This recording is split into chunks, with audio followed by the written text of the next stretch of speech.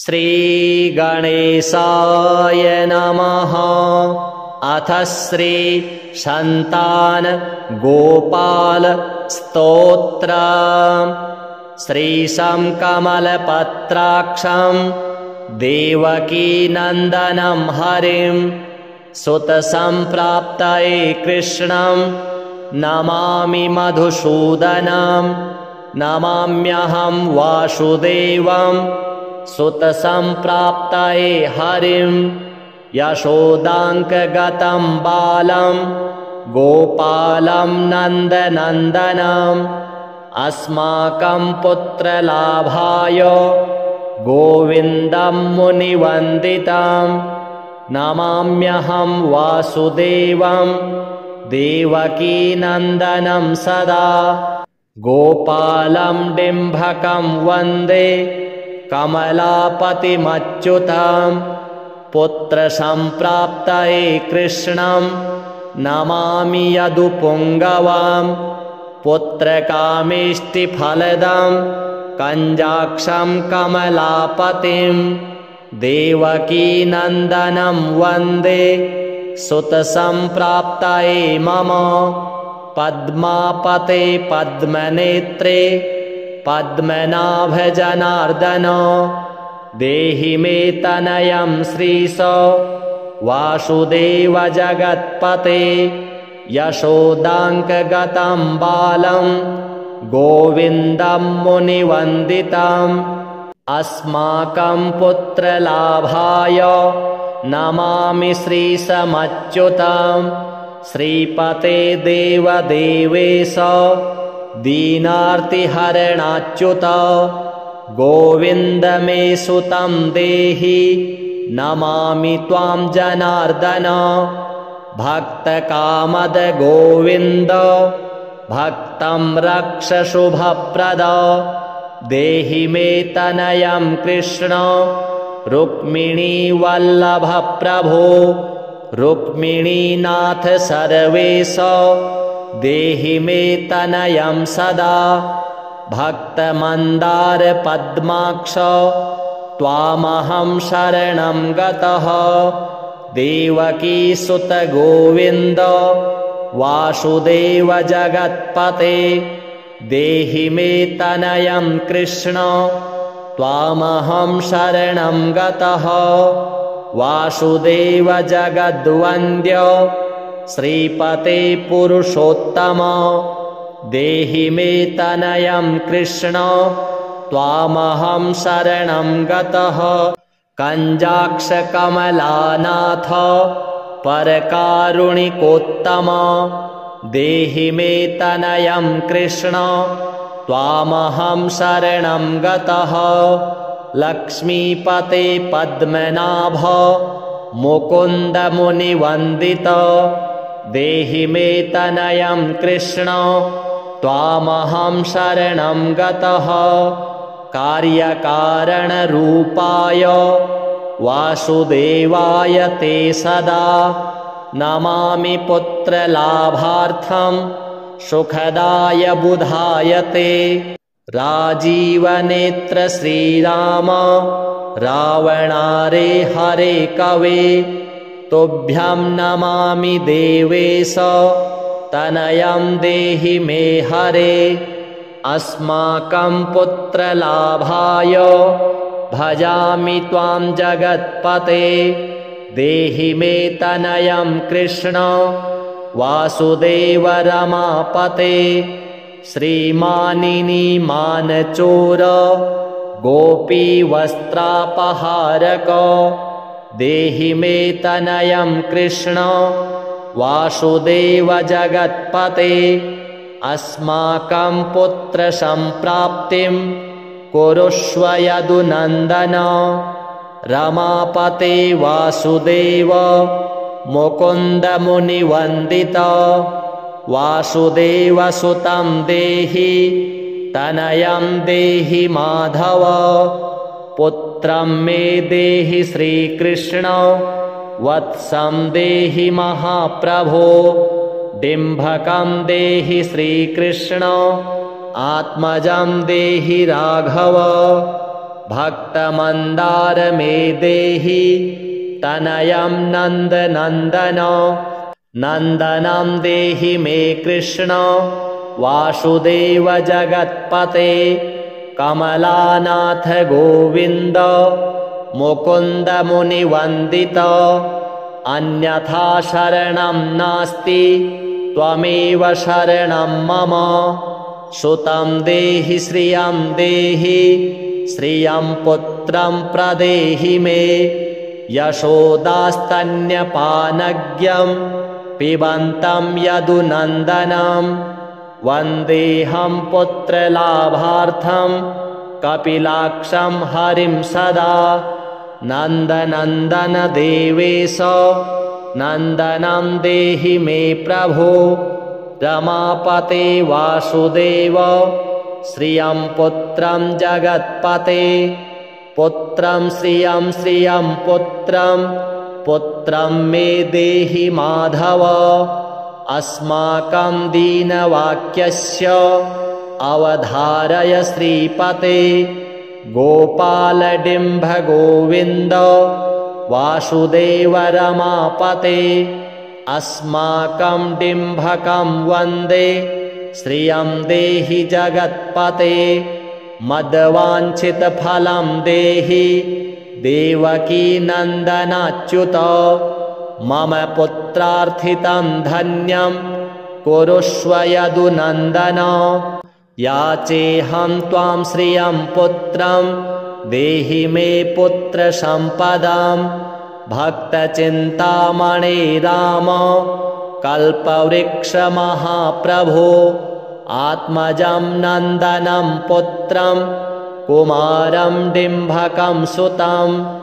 अर्भकं तनयं देहि सदा मे रघुनन्दन वन्दे सन्तानगोपालं माधवं भक्तकामदम् अस्माकं पुत्रसम्प्राप्त्यै सदा गोविन्दमच्युतम् ओङ्कारयुक्तं गोपालं श्रीयुक्तं यदुनन्दनं क्लींयुक्तं देवकीपुत्रं नमामि यदुनायकं वासुदेवमुकुन्देश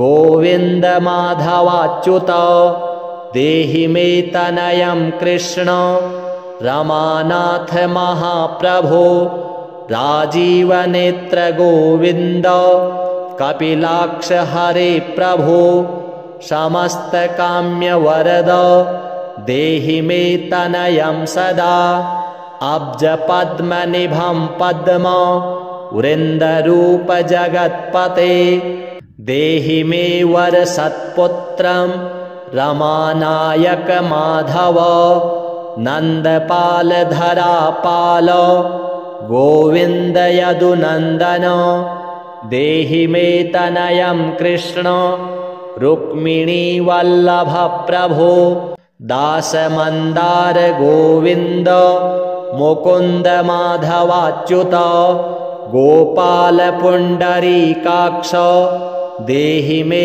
तनयं श्रियं यदुनायक पद्मेश नन्दगोपवधूसुत देहि मे तनयं कृष्ण श्रीधर प्राणनायक अस्माकं वाञ्छितं देहि देहि पुत्रं रमापते भगवन् कृष्ण सर्वेश वासुदेव जगत्पते रमा हृदय संभार सत्यभामा मनः प्रिय देहि मे तनयं कृष्ण रुक्मिणी वल्लभ प्रभो चन्द्रसूर्याक्ष गोविन्द पुण्डरीकाक्ष माधव अस्माकं भाग्यसत्पुत्रं देहि देव जगत्पते कारुण्यरूप पद्माक्ष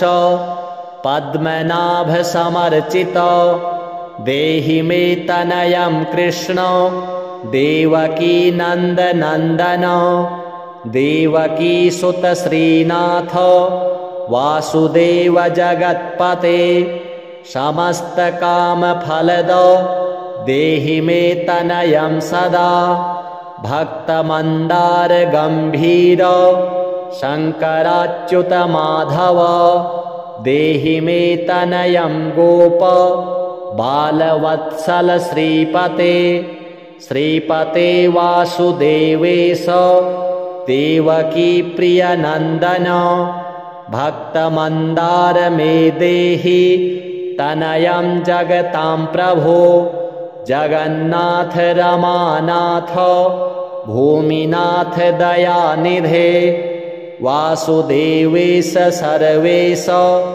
देहि मे तनयं प्रभो श्रीनाथ कमलपत्राक्ष वासुदेव जगत्पते देहि मे तनयं कृष्ण त्वामहं शरणं गतः दासमन्दार गोविन्द भक्तचिन्तामणे प्रभो देहि मे तनयं कृष्ण त्वामहं शरणं गतः गोविन्द पुण्डरीकाक्ष रमानाथ महाप्रभो देहि मे तनयं कृष्ण त्वामहं शरणं गतः श्रीनाथ कमलपत्राक्ष गोविन्द मधुसूदन मत्पुत्रफलसिद्ध्यर्थं भजामि त्वां जनार्दन स्तन्यं पिबन्तं जननीमुखाम्बुजं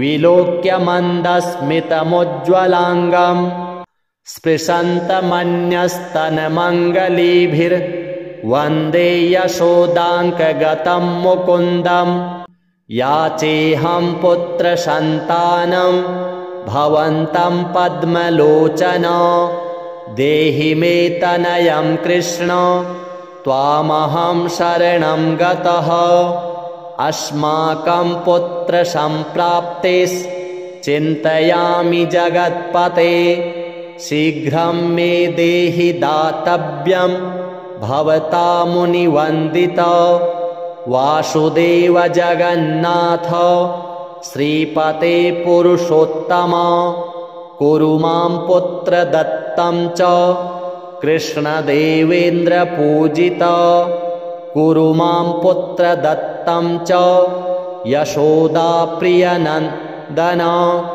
कुरु मां पुत्रदत्तं च यशोदाप्रियनन्दन मह्यं च पुत्रसन्तानं दातव्यं भवता हरे वासुदेव जगन्नाथ गोविन्द देवकीसुत देहि मे तनयं राम कौसल्याप्रियनन्दन पद्मपत्राक्ष गोविन्द विष्णो वामन माधव देहि मे तनयं सीता प्राणनायक राघव कञ्जाक्ष कृष्ण देवेन्द्र मण्डित मुनिवन्दित लक्ष्मणाग्रज श्रीराम देहि मे तनयं सदा देहि मे तनयं राम दशरथ प्रियनन्दन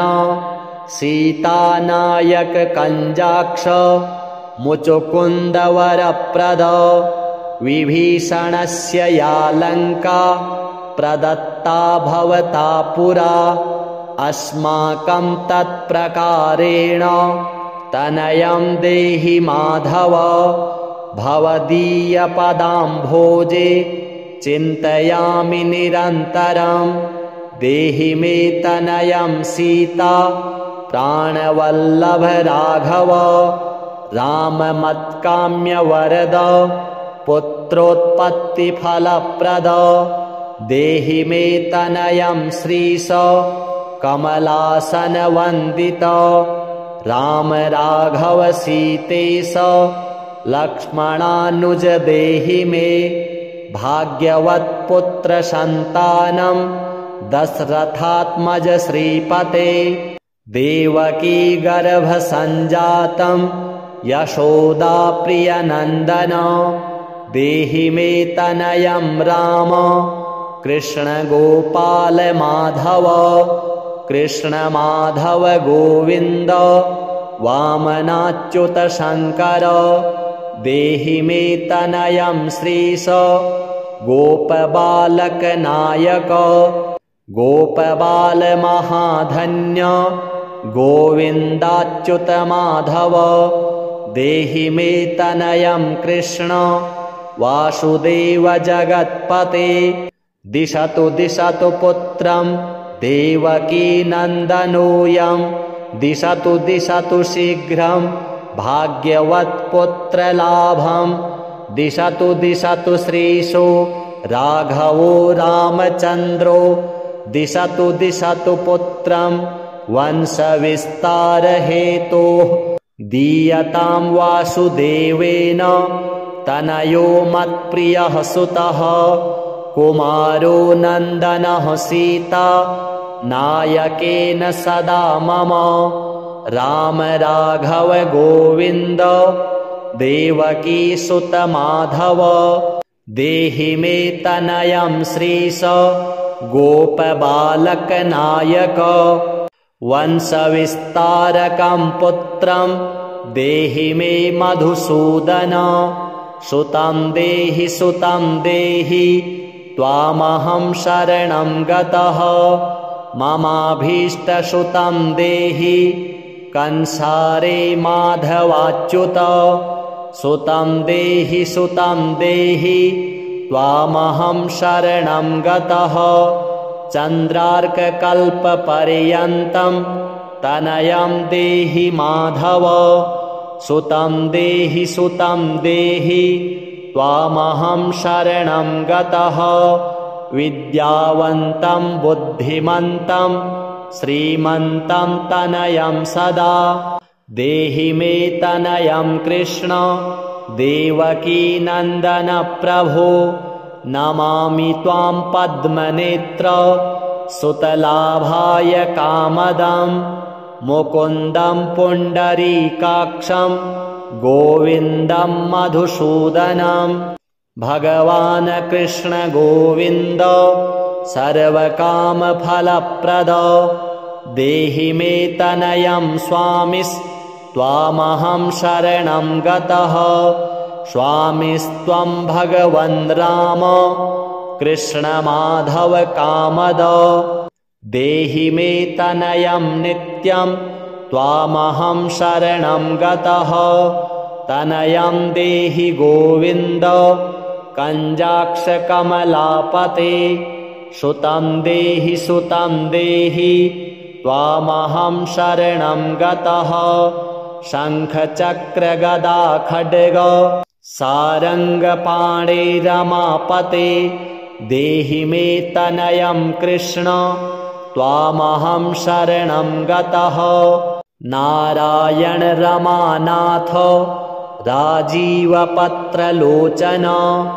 सुतं मे देहि देवेश पद्मपद्मानुवन्दित राम राघव गोविन्द देवकी वरनन्दन रुक्मिणीनाथ सर्वेश नारदादिसुरार्चित देवकी सुत गोविन्द वासुदेव जगत्पते देहि मे तनयं श्रीश गोपबालकनायक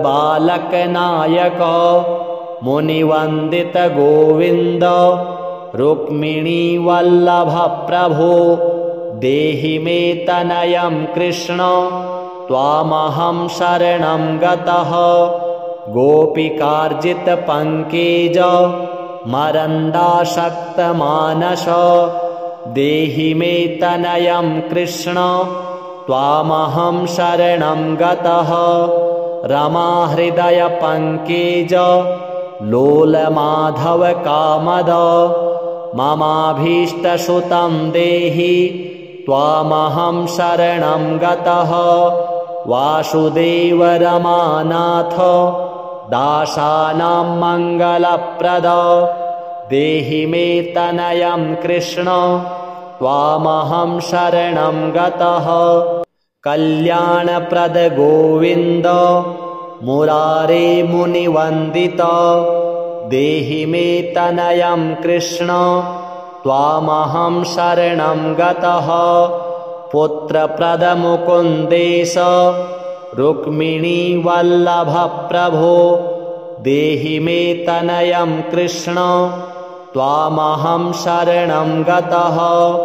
पुण्डरीकाक्ष गोविन्द वासुदेव जगत्पते देहि मे तनयं कृष्ण त्वामहं शरणं गतः दयानिधे वासुदेव मुकुन्द मुनिवन्दित देहि मे तनयं कृष्ण त्वामहं शरणं गतः पुत्रसम्पत्प्रदातारं गोविन्दं देवपूजितं वन्दामहे सदा कृष्णं पुत्रलाभप्रदायिनं कारुण्यनिधये गोपी वल्लभाय मुरारये नमस्ते पुत्रलाभार्थं देहि मे तनयं विभो नमस्तस्मै रमेशाय रुक्मिणी वल्लभाय ते देहि मे तनयं श्रीश गोपबालकनायक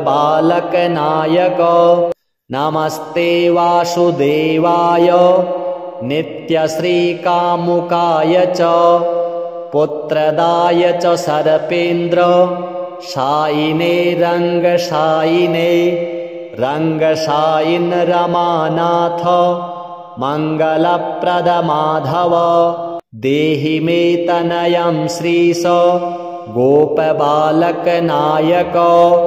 दासस्य मे सुतं देहि दीनमन्दार राघव सुतं देहि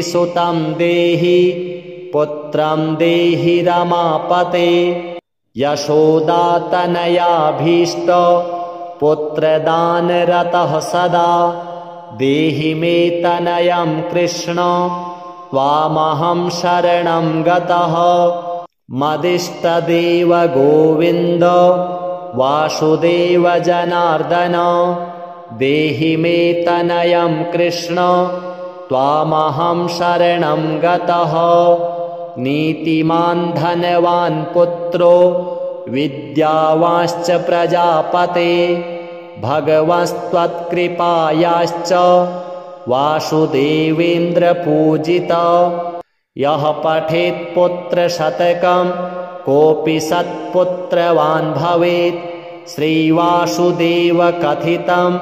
स्तोत्ररत्नं सुखाय च जपकाले पठेन्नित्यं पुत्रलाभं धनं श्रियम् ऐश्वर्यं राजसम्मानं सद्यो याति न संशयः।